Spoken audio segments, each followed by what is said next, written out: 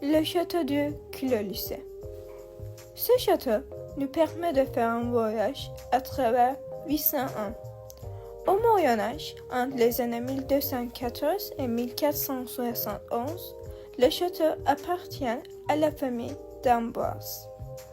En 1471, Louis XI offre le domaine de Clos à Étienne Leleu, qui construit le château de Clos. En 1490, Charles VIII fait la résidence royale. François Ier invite Leonardo de Vinci à Amboise en 1516. Léonard séjourne au château de Clos-Lucé les 3 dernières années de sa vie, travaillant pour le roi entouré de ses élèves. Après 10 ans de collaboration, Leonardo de Vinci décède le 2 mai 1519 au château de Clos-Lucé.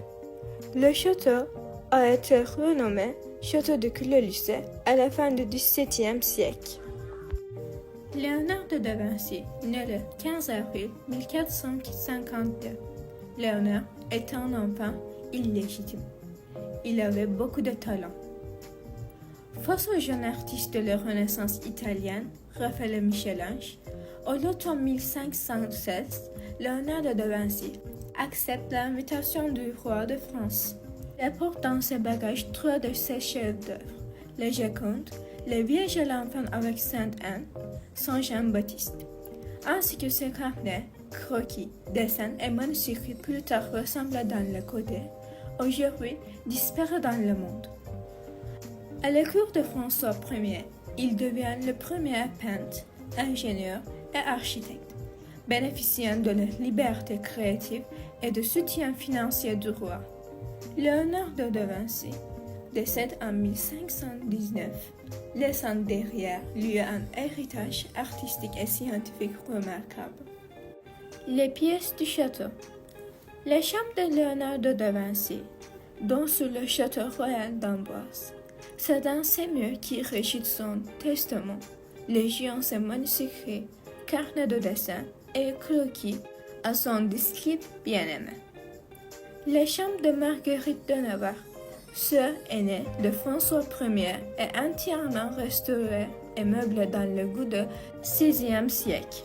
Son portrait par François Coulet, peintre officiel du roi, est exposé dans l'une des vitrines. L'oratoire d'Anne de Bretagne, épouse de Charles VIII, est orné de 4 fresques dont une Annonciation, réalisée par le disciple de Leonardo de Vinci. Au-dessus de la porte, les Vierges de lumière, Virgile Lucie, aurait donné son nom au château, le Clos-Lucé. L'atelier du peintre, au rez-de-chaussée de la bâtisse, a été restitué dans l'ambiance de bottage typique de la Renaissance. Dans la bibliothèque, c'est une facsimile de l'Institut de français et ouvrages anciens, côtoyant un étonnant cabinet de curiosités. Les décors, incluant des fresques murales, du mobilier et des vitraux, sont fidèlement reconstitués avec des matériaux et des techniques de la Renaissance. Depuis son atelier, Leonardo de Vinci pense, invente, conçoit et réalise la commande royale, comme la cité idéale de Romorantin, destinée à devenir la capitale du royaume, et l'escalier de révolution du château de Chambord qui l'a inspiré. Le jardin de Leonardo de Vinci au château de Clos-Lucé offre une immersion dans l'influence de la nature sur l'œuvre de Leonardo de Vinci.